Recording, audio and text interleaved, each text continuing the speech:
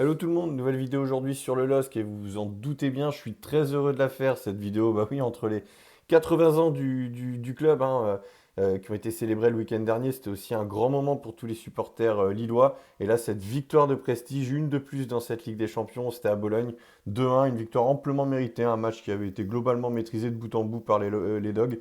Donc voilà, ça fait vraiment plaisir. Et puis, bah, encore une fois, on peut aussi mettre en avant et saluer le travail accompli à la fois par Olivier Létang, par rapport au mercato, par rapport à la gestion, tout ce qui se passe en interne au club depuis son arrivée.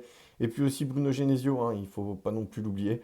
C'est vrai que voilà, on a trois joueurs là qui ont été recrutés pour un total de 22 millions au dernier mercato estival par le LOSC via Olivier Létang. Donc Ozame Sarawi, 8 millions en provenance d'Irenven, Mathias Fernandez Pardo, 9 millions en provenance de la Gantoise, c'était en Belgique, et N'Gala Mouko, 5 millions d'euros en provenance de Malines, qui a été chippé vraiment à la toute dernière minute au FC Bruges.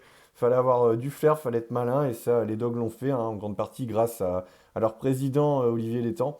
Ces trois joueurs, je disais, ils ont été titulaires là contre Bologne, ils ont tous réalisé un gros match, Mouko homme du match, et pas besoin d'en reparler. C'est deux premiers buts en pro, donc un doublé en Ligue des Champions, que demander de mieux? C'est un joueur qui monte en puissance au fil des matchs depuis son retour de blessure.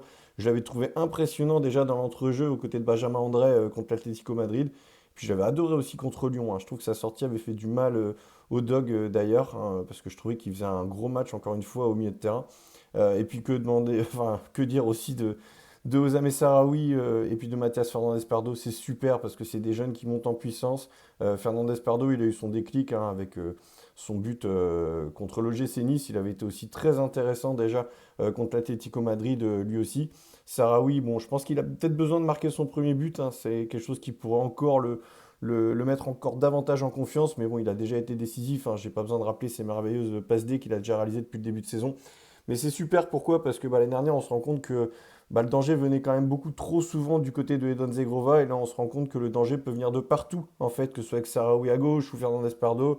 Voilà, il n'y a pas que Zegrova. Et ça, franchement, c'est super pour le LOSC. Et il faut du coup, encore une fois, féliciter Olivier Létang, mais aussi Bruno Genesio, parce qu'on n'a pas besoin de le rappeler. On sait à quel point il est doué pour lancer les jeunes talents.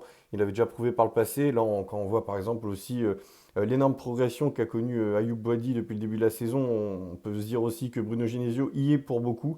Et puis encore une fois, quand je reparle donc de ces trois jeunes talents qui ont donc rejoint Lille l'été dernier, Mouko, Fernandez Pardo et Sarawi, c'est vrai que souvent des jeunes talents comme ça, on se dit qu'il faut leur laisser du temps. Et bien là, en quelques mois, ils sont déjà prêts pour jouer au très haut niveau, puisqu'ils sont déjà performants en Ligue 1, mais aussi sur la scène européenne en Champions League. C'est quand même totalement dingue. Et ça, encore une fois, c'est la patte Bruno Genesio. Donc voilà, vraiment, je suis très très fier de ce que réalise le LOSC.